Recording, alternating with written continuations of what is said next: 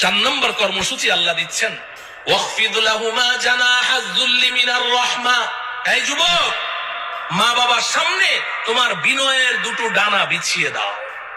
মা বাবার পায়ের নিচে তোমার বিনয়ের দুটো ডানা বিছিয়ে দাও, একদম নরম হয়ে যাও, নরম হয়ে যাও। 4টা কর্মসূচি আল্লাহ দিয়েছেন। এইভাবে মা বাবাকে লালন পালন করো।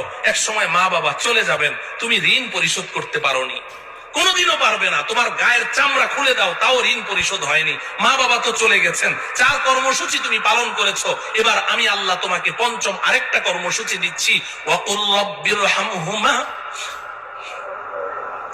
ওয়াকুর রাব্বিরহামহুমা কামা রাব্বায়ানি সগীরা।